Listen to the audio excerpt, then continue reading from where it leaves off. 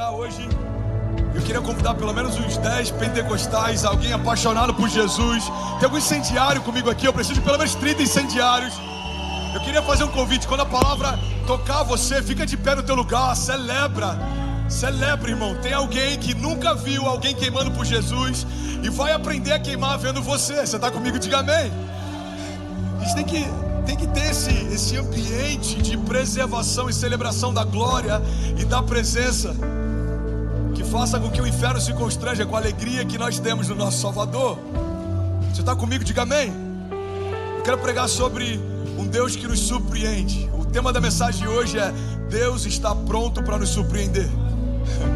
Não tem ninguém que quer ser surpreendido, não. Deixa eu pregar para esse lado. Deus está pronto para nos surpreender. Alguém crê nisso? E sabe o que é melhor? Para você que não crê nisso, fica mais fácil de Deus surpreender você. Baixas expectativas não significam que Deus vai deixar de ser o que Ele é, porque eu espero que Ele faça menos do que Ele normalmente faz. Deus não é do tamanho da minha fé, mas o que eu vou viver faz com que eu tenha uma experiência que é proporcional ao que Deus está sempre pronto para fazer. André, eu não entendi, ficou confuso, eu vou te explicar. Deus é o Deus do impossível, é o Deus do sobrenatural, é o Deus que ressuscita mortos, é o Deus que cura enfermos, é o Deus que liberta cativos, é o Deus que provê no tempo da crise, é o Deus que prospera mesmo quando todo mundo diz que não. Isso é quem Ele é. Agora eu vou acessar do quanto Ele pode e do que Ele é à medida que eu tenho expectativa que Ele faça. Uma igreja com uma expectativa natural não consegue experimentar os feitos de um Deus sobrenatural. Irmão, eu já tive a oportunidade de pregar em várias igrejas e eu já entrei em igrejas que me constrangeram pela fome, e eu já preguei em igrejas que me constrangeram pela ausência dela. Teve igrejas que eu já saí de lá perguntando por que me trouxeram aqui, porque do início ao final do culto não existe uma expectativa, nem uma fome para que Deus faça. Irmão, se a gente se reunir sem fome para que Deus faça, não tem nem sentido a gente se reunir. Fique em casa, coloca um documentário ou qualquer coisa do tipo, vai ter o mesmo nível de manifestação da presença que um auditório cheio de pessoas que creem em Jesus, mas não se movem como se crescem. A gente já falou sobre isso, as bases de um ateísmo prático. O que é um ateísmo prático? É alguém que crê que Deus existe, mas vive como se Ele não existisse. Como assim, André? Eu creio que Deus cura, mas quando a doença chega, eu me porto como se Ele não existisse. Eu creio que Deus provê, mas quando a crise financeira chega, eu me porto exatamente como alguém que se porta como se Ele não existisse. Qual o sentido, irmão, de uma crise financeira trazer na minha casa um desespero que é similar ao que acontece numa casa que não crê no Deus que eu creio? Qual é o sentido de uma doença trazer sobre a minha casa uma instabilidade que é similar, ou às vezes maior, do que traria numa casa que tem pessoas que não creem no Deus que eu creio? Faz sentido? Quando eu estava internado, e o médico que cuidou de mim está aqui, então ele não vai me deixar mentir sozinho. É só uma piada sem graça, no Brasil funciona. Bom, quando eu estava internado, irmão, eles queriam antecipar em alguns dias a minha alta. Pastor, você está reagindo muito bem, a gente deve te liberar uns 4, 5 dias antes. Eu falei, não tem como. Tô mentindo, cara? Não tem como. Eu preciso terminar os capítulos do livro. E cara, Deus está falando tanto comigo aqui. Ainda acho que faltavam 4 capítulos. Eu estou escrevendo um por dia. Eu preciso terminar esse livro, porque esse livro vai tocar e curar muita gente. Então entende, irmão, a maca de um hospital pode ser o cenário para o novo de Deus, ou pode ser o final da minha expectativa e da minha história. A maca é o cenário, como eu me porto é o que define. A fornalha era o cenário, como aqueles homens se portaram é que definiu a história.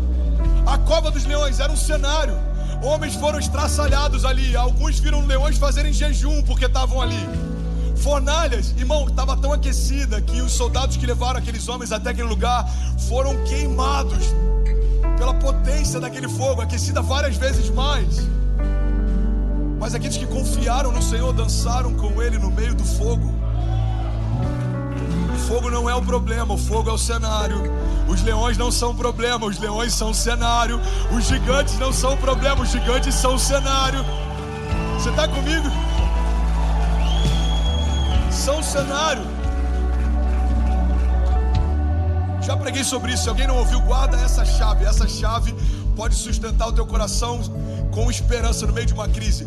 Os gigantes e os problemas não são um problema. Os gigantes e o problema são só a plateia. O gigante viu, guarda isso, irmão. O gigante viu um exército inteiro recuar quando ele apareceu, mas ele não viu o que aconteceu depois que Davi chegou. Por quê?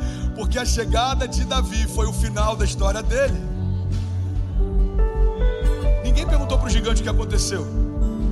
Davi se posicionou e that's it. Tem gigantes que ainda não saíram porque a gente ainda não se posicionou. Aquele gigante gritava: existe alguém no meio desse exército capaz de me enfrentar? A voz dele ecoava, era ouvida, todos sabiam que ele era. Mas depois que Davi chegou, aquela voz foi calada. Irmão, guarda isso em nome de Jesus. Tem vozes que não têm se calado contra você, porque alguns posicionamentos que você precisaria ter, você ainda não teve. Você acha que não tem vozes que vêm contra o nosso ministério, contra a nossa vida, contra a nossa história? Você acha que não tem momentos em que, se a gente der uma brecha, o desânimo entra? Você acha que não tem momentos em que o cansaço tenta parar? Você acha que é sempre fácil? Não, irmão, não é fácil. Deus nunca disse que seria fácil. Deus nunca disse que seria fácil. E a verdade é que quanto mais a gente cresce, maior ficam os desafios, as tempestades, mais quente ficam as fornalhas. Mas a gente está diferente. O André de 15 anos atrás é diferente do André de hoje. Você é diferente de você daqui a 10 anos. Alguém está comigo? Diga amém. Então o tema da mensagem de hoje é: Deus está pronto para nos surpreender. Você pode declarar isso? Diga: eu creio que Deus está pronto para nos surpreender. Salmos 125 diz: os que confiam no Senhor são como o monte de Sião, não se pode abalar, mas permanece para sempre. Como os montes cercam Jerusalém, assim o Senhor protege o seu povo desde agora e para sempre. Sabe o que eu acho interessante? A Bíblia diz que aqueles que confiam no Senhor não se pode abalar. Guarda isso, irmão. Você está comigo? Aqueles que confiam no Senhor são como os montes de Sião, que não se pode abalar. Mas não significa que o inferno não tente abalar. O fato de Deus não poder parar, do inferno não poder parar você, não significa que ele não tente. E tem muita gente confundindo a tentativa do inferno como se fosse uma ausência do cuidado de Deus. Pega isso, irmão. Deus se esqueceu de mim. Por quê? Porque eu estou vivendo uma crise. Irmão, não confunda a tentativa do inferno de te parar com a ausência do cuidado de Deus em proteger você. Deus nunca disse que o inferno não vai tentar te parar. Ele disse que o inferno não vai poder te vencer. É completamente diferente. É completamente diferente. O inferno tentou parar Jesus, mas Deus trouxe ele da morte.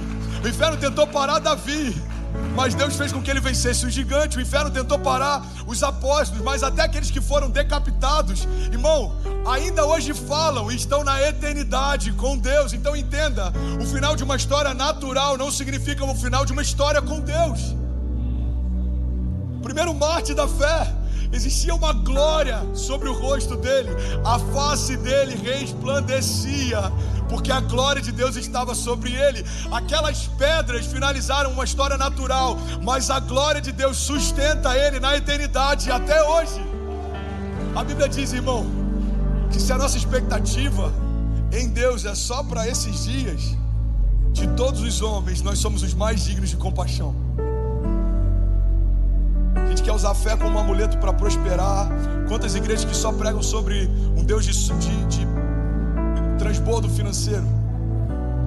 Pastor, mas ele não é um Deus de transbordo financeiro? É, mas não acessa só isso do caráter dele. Ele é um Deus pleno. Tem igrejas que só falam de milagres de cura. Algumas delas você já deve ter visto, ou em algum canal de televisão você passa, é só cura. O problema é que quando eu conheço Deus como Deus que cura, mas não me apresentam Deus como Deus de relacionamento, eu começo a olhar para a igreja como uma farmácia, eu começo a olhar para o sangue de Jesus como um remédio, e eu só vou quando preciso. Deus não quer uma relação de uso com você, Deus quer um relacionamento com você.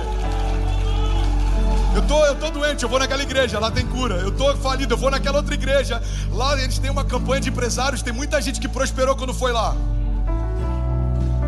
Não coloque Deus numa caixinha. Ele é o Deus que cura, que restaura, que salva, que liberta, que prospera, que transforma, que nos guarda, que provê. E aqueles que confiam nele são como os montes de Sião. Romanos 5,5 diz: e a esperança não nos decepciona. Você pode declarar isso? Diga: a esperança não me decepciona. A minha fé não está firmada em homens nem em circunstâncias. Minha fé está firmada num Deus que é inabalável. Sabe uma coisa interessante? Eu queria compartilhar isso com você, que é um princípio fundamental da igreja, mas eu queria que você olhasse a partir dessa perspectiva. Quantos aqui creem que o diabo, ele é um derrotado? Levanta a mão, por favor. Acredita de verdade, ele é um derrotado. Amém. Irmão, o problema é que às vezes a gente está esperando que Jesus vença algumas coisas que a gente está enfrentando, quando na verdade a gente só precisava trazer a memória que Jesus já venceu até aquilo que a gente ainda vai enfrentar. Então pega isso. Quando eu estou com medo é porque existe uma dúvida: será que eu vou passar por essa situação? Será que eu vou conseguir vencer essa crise? Será que eu vou conseguir passar por isso? Irmão, toda dúvida é porque você ainda não sabe qual é o final da história.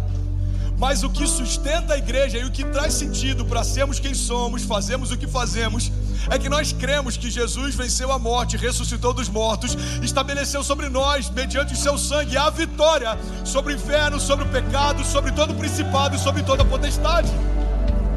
Então guarda isso, irmão. Uma dinâmica de fé que torna a nossa jornada mais constante é parar de se questionar se Deus vai vencer o que está se levantando, e é se lembrar que Deus já venceu até aquilo que ainda vai se levantar.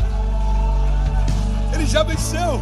A Bíblia diz que colocou sobre aquela cruz o escrito de dívida e fez de todo o inferno, principado e potestades, um espetáculo público, triunfando sobre eles na cruz. A vitória já aconteceu, irmão.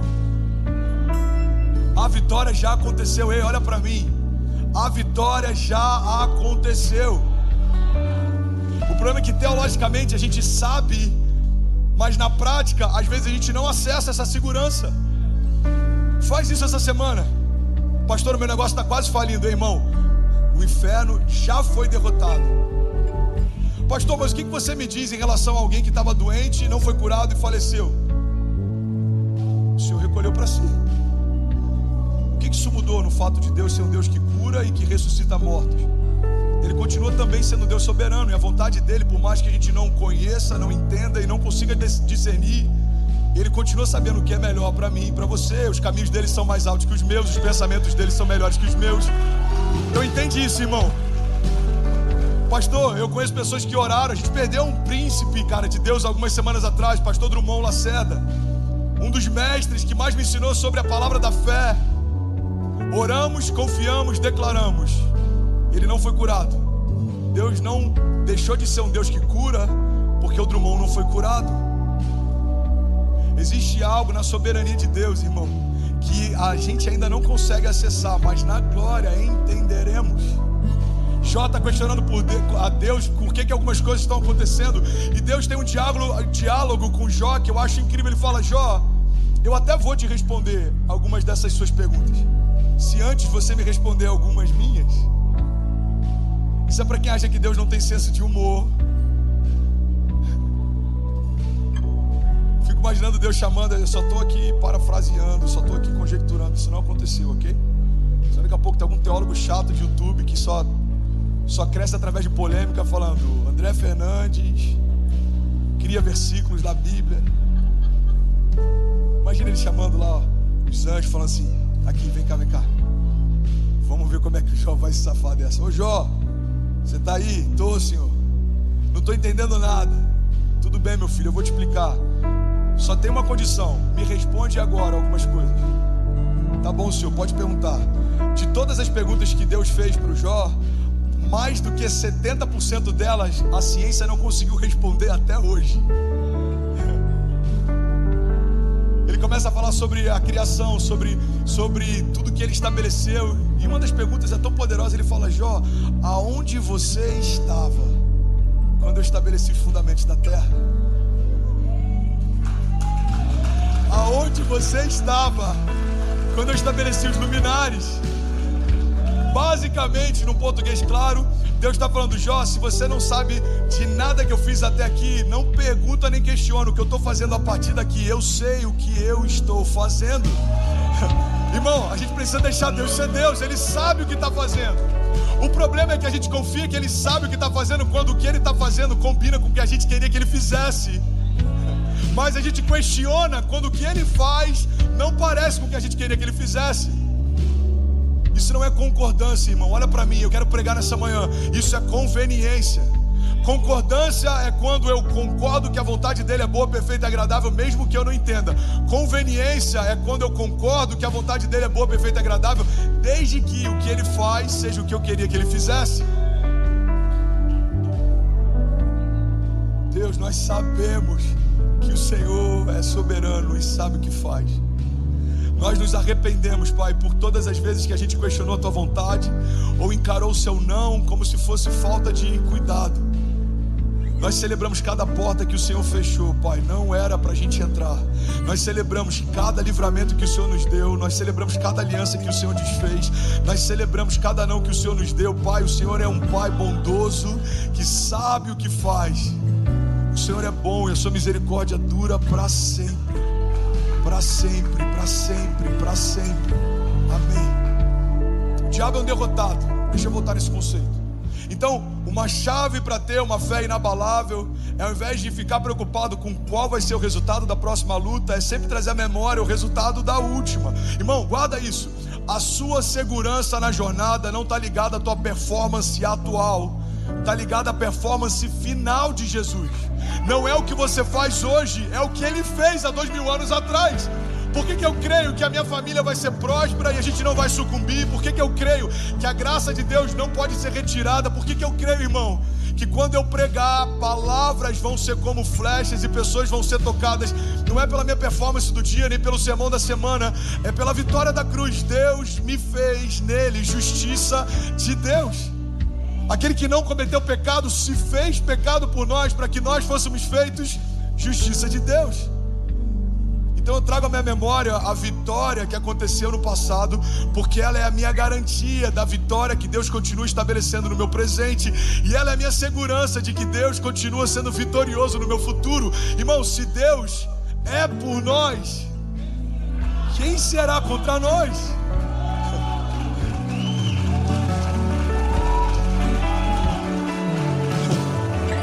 Essa é uma das linguagens que os judeus eles usam muito, mas naquela época ainda mais. É um estilo de linguagem de sempre fazer perguntas. Eles fazem muitas perguntas. Então, se você perguntar, por exemplo, cara, por que você não tá? Por que você não veio ontem? A pergunta dele é, mas por que você sentiu minha falta? Estou dando um exemplo aqui. Tem sempre uma pergunta que tenta extrair de você o melhor. E existem algumas perguntas que, por mais que elas sejam perguntas, elas carregam em si mesmas as respostas. Essa indagação, imagina você no meio de uma crise trazendo isso à tua memória. Se Deus é por nós, quem será contra nós? Você vai tentar vasculhar, irmão, e você vai perceber que se Deus é por você, não tem nada nos céus, na terra ou debaixo da terra que pode ser contra você. Essas perguntas são para trazer à nossa memória aquilo que nos dá esperança. É como o salmista está falando: eu levo meus olhos aos montes, de onde vem o meu socorro? O meu socorro vem do meu Senhor. O meu socorro vem no Deus que fez os céus e a terra. Então o que eu quero compartilhar com você, pega isso, irmão, é que tem muitas respostas que você não está tendo no momento de crise por conta de perguntas que você não está se fazendo em meio a elas. Quando vier a crise, feche teus olhos e se pergunta: se Deus é por mim, quem será contra mim? Isso vai te dar confiança no Senhor. Agindo Deus, quem impedirá o seu agir? Em outro momento a Bíblia diz: se Ele nos entregou o seu único filho, não nos dará também com Ele, juntamente e de graça, todas as demais coisas? Eu fico imaginando eu num momento de crise, se eu questionasse Deus, por que eu estou no hospital? Deus fala na palavra: filho, se eu dei o meu único filho por você, você acha que eu também não vou te dar de graça todas as demais coisas? É como se Ele falasse: eu já provei até onde eu vou. Você ainda está perguntando? Eu já provei.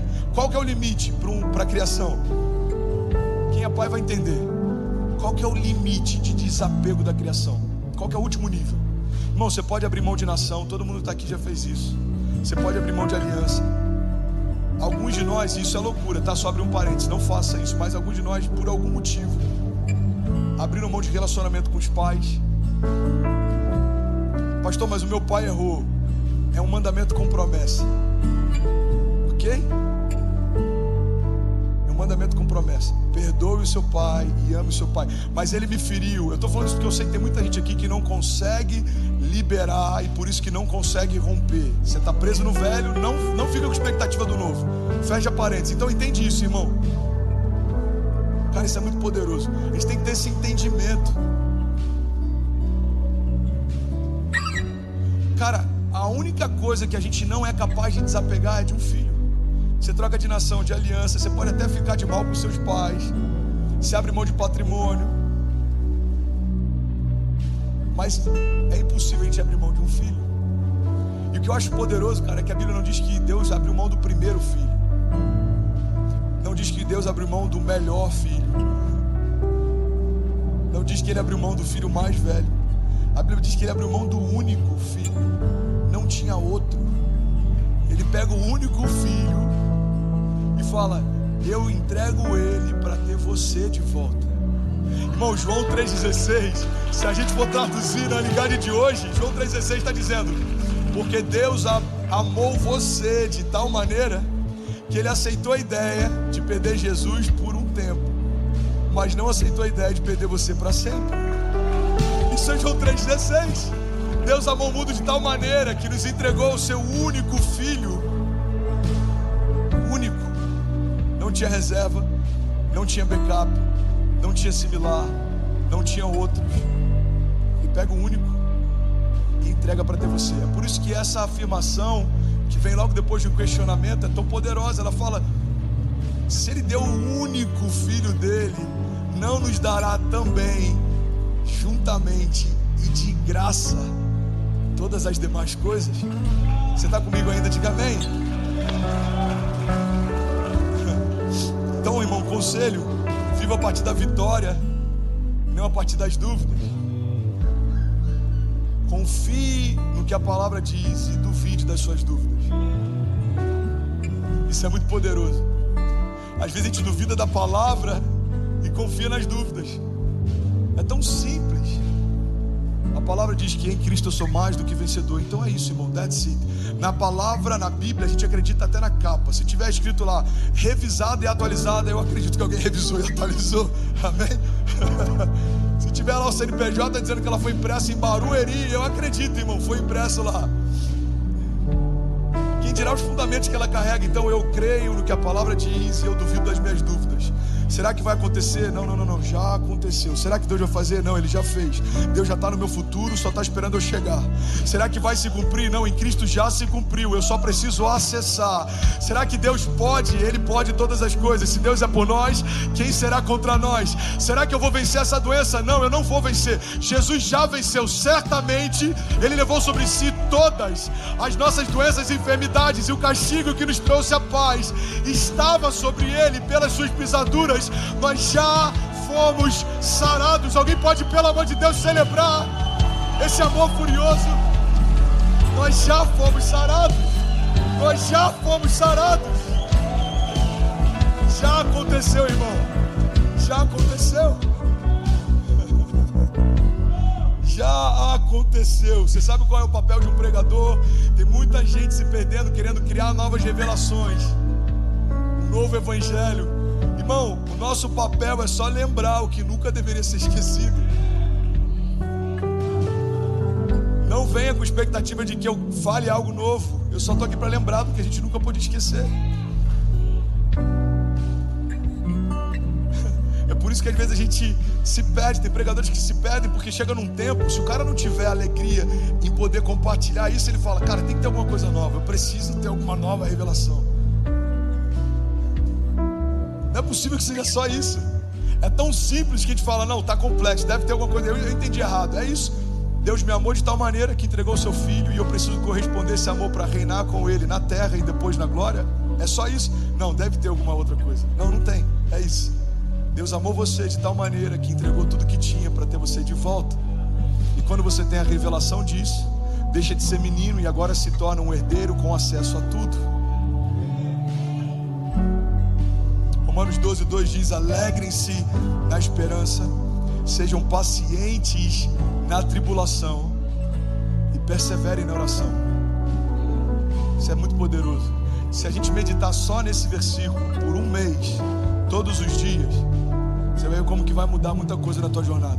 Começa o teu dia com esses 3 pilares. Alegrem-se na esperança. Aí você pega 5 minutos e fica se alegrando na esperança. Deus me amou de tal maneira que Ele entregou Jesus para me ter de volta. Eu sou dele, Ele é meu. Começa a trazer a memória que te dá esperança. Deus é justo, poderoso para fazer infinitamente mais do que tudo que eu já pedi ou pensei. Deus é um Deus que me surpreende a cada dia. A paz dele excede todo entendimento. O cuidado dele me mantém num lugar seguro. Ele é meu refúgio e fortaleza, socorro presente na hora da angústia. Se Deus é por mim, quem será contra mim? Aí você terminou de meditar na esperança, você persevera, irmão. Você persevera com paciência na tribulação. 5 minutos agora. Eu estou dando conselhos práticos, ok? Pode fazer parte do devocional de alguém aqui. Paciente na tribulação. Pai, esse não é o final da minha história. Eu não vou colocar um ponto final se o Senhor ainda está escrevendo.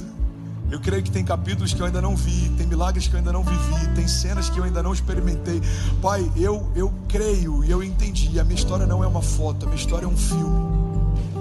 A minha crise não define quem eu sou, o meu momento não define quem eu sou. E eu vou permanecer de pé, eu vou permanecer confiante, eu não vou parar. Eu coloquei a mão no arado, não vou olhar para trás. Eu não sou como aqueles que, tendo começado, eles desanimam e se perdem. Eu sou daqueles que permanecem e são salvos. Aí depois disso você começa a perseverar em oração. Libera a palavra sobre o seu dia. Eu declaro o nome de Jesus, uma janela de milagres se abrindo sobre a minha casa. Eu declaro o nome de Jesus, o novo de Deus desenhando a minha história. Eu declaro o nome de Jesus, os meus inimigos se confundirão, virão por um caminho, por 7 fugirão. Eles se degladiarão. Eu vou estar no campo de batalha, mas nem vou precisar tirar minha espada. O Senhor é quem luta minhas guerras. Não vai ser fácil, mas eu sei o final da história. Vai terminar tudo bem. O sangue de Jesus já me lavou, o sangue de Jesus já me purificou, o sangue de Jesus já me justificou. Eu posso todas as coisas naquele que me fortalece. Eu sou salvo, justificado, livre de toda condenação. Eu sou filho, cabeça e não cauda. Eu sou livre, livre, livre. Persevera na oração.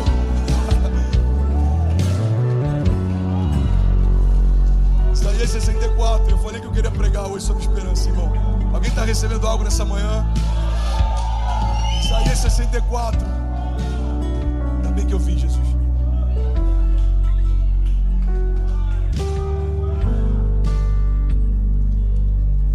Muito bom.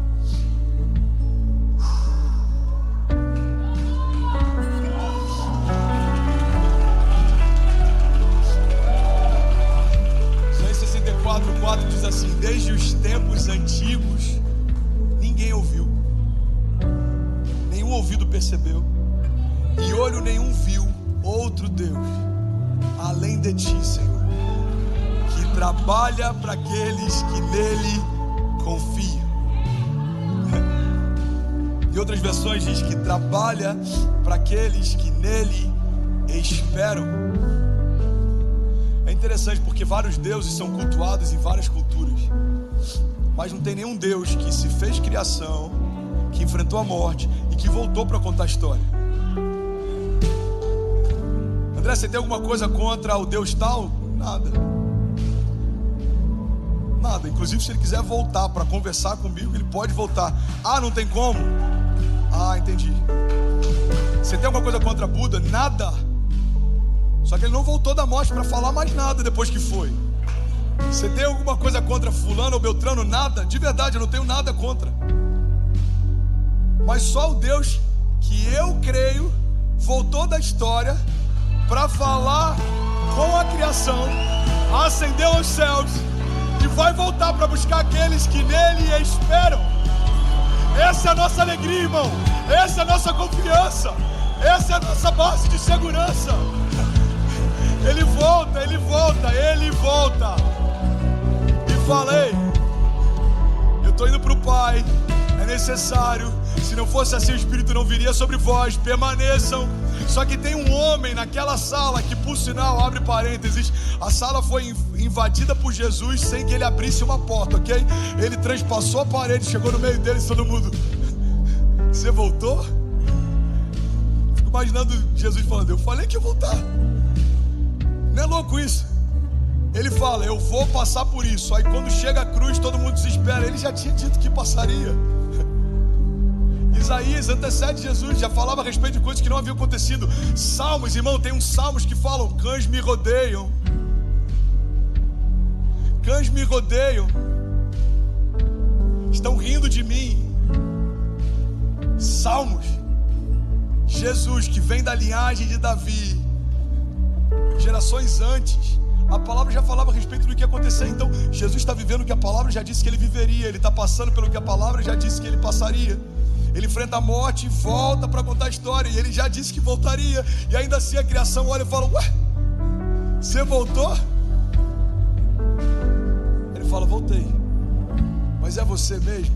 Um deles questiona. Ele fala: então vem e vê. As feridas ainda estão aqui. Aí Tomé coloca o dedo na ferida. Tomé sente a ferida e crê. E aí tem algo poderoso, irmão, que Jesus compartilha: felizes são os que creem sem ver. Felizes são os que creem sem ver. Então os céus se abrem, Jesus ascende aos céus, e a Bíblia diz, a minha e a sua, diz que os discípulos ficam olhando para os céus como se esperassem alguma coisa acontecer. E aí os anjos perguntam: por que vocês olham para os céus?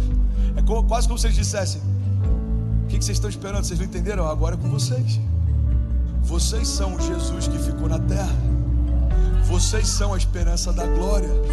Vocês são, irmão, Paulo diz: um mistério que foi oculto por épocas e gerações, a mim foi dado a alegria de poder compartilhar. E esse mistério é Cristo em vós, a esperança da glória. Feche teus olhos, recebe isso, irmão.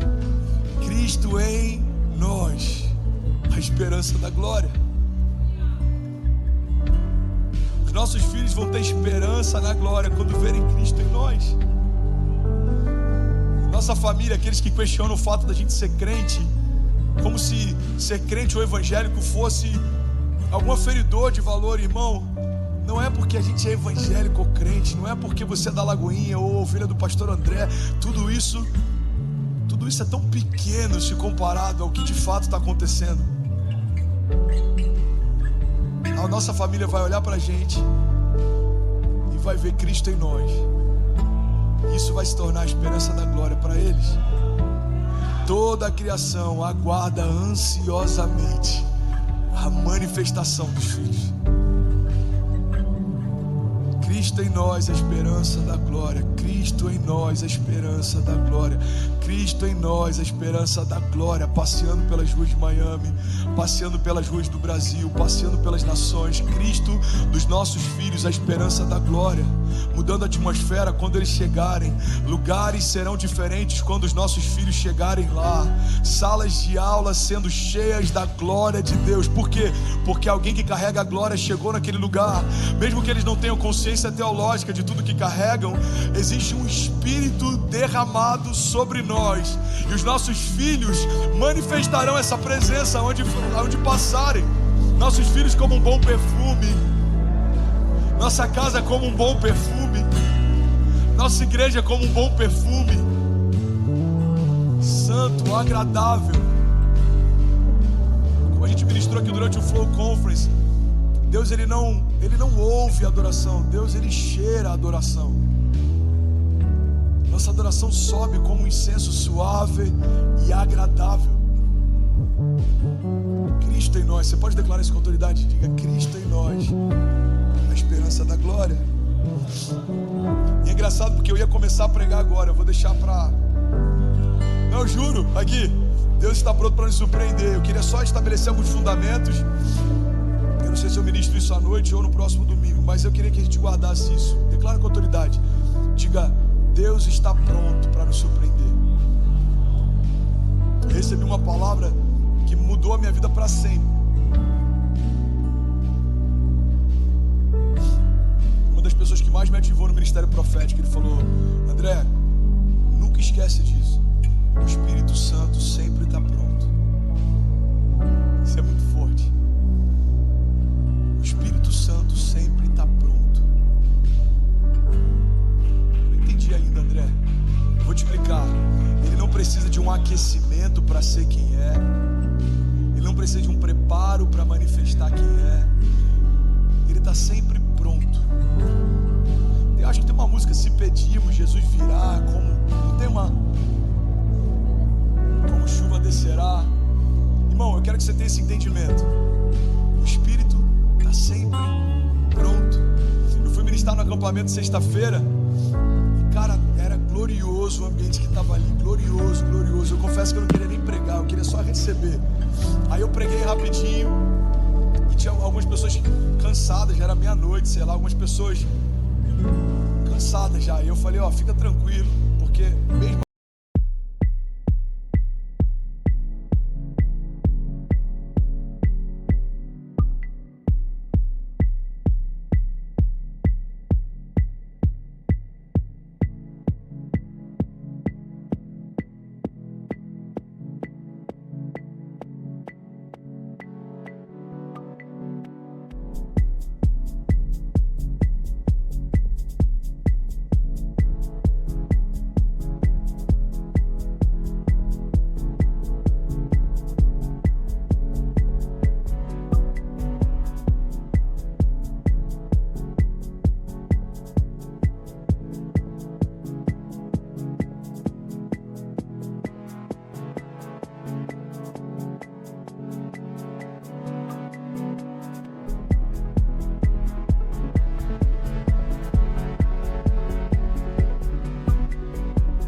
aqueles que não foram tocados pelo sermão vão ser tocados pela presença. A presença vai fazer algo novo nesse lugar. E aí, irmão, é quase como se fosse um interruptor que você liga. Por quê? Porque se o Espírito está pronto, a gente clama e ele vem. Ele está pronto. Clama a mim e responder-te-ei, e anunciar-te-ei coisas grandes e insondáveis que não sabes. Se o meu povo, que se chama pelo meu nome, me buscar, se arrepender dos seus maus caminhos, se o meu povo clamar e se arrepender, eu ouvirei dos céus, perdoarei os seus pecados e sararei a sua terra. Você percebe que toda a resposta de Deus nessas palavras são uma reação de Deus a uma ação da terra. Clama e eu respondo. Se o meu povo fizer, é isso que eu farei. Tudo é possível ao que crê. Determinando tu um negócio, sedes firme e a luz de Deus brilhará sobre os teus caminhos. Está lá em Jó, se não me engano. Então a palavra está dizendo, você se posiciona e crê, e clama, e pede, e ora, e declara. O Espírito está sempre pronto para fazer. Você está comigo ainda? Então é isso que a gente vai fazer agora no final desse culto. Deus vai batizar algumas pessoas aqui com fogo. Irmão, Deus vai aquecer o teu coração. Deus vai aquecer o teu coração. Você não vai conseguir se saciar com nada menos do que a presença dele. Deus vai começar a aumentar a tua expectativa em toda a reunião.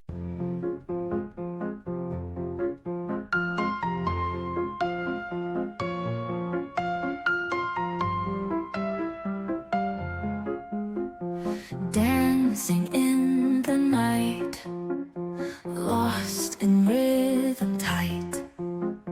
Heartbeats take the flight. Love sparks ignite. Stars above us shine.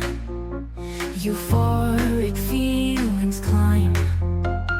Held in beats of time. Harmony so fine. Symphony of love in the sky above. We become the dove.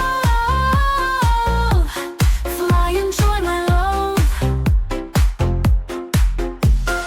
Moonlight on our skin.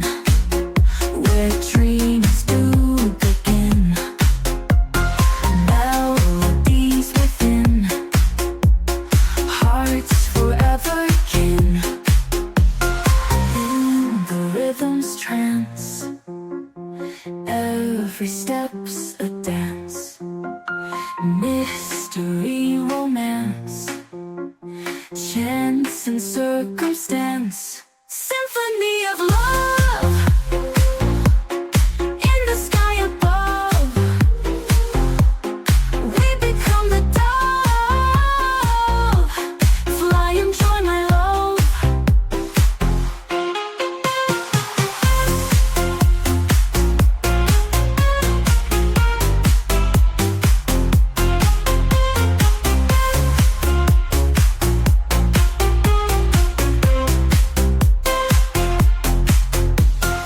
In the rhythm's trance, every step's a dance. Mystery, romance, chance and circumstance. Symphony of love in the sky above. We become the dove. Fly and join my love.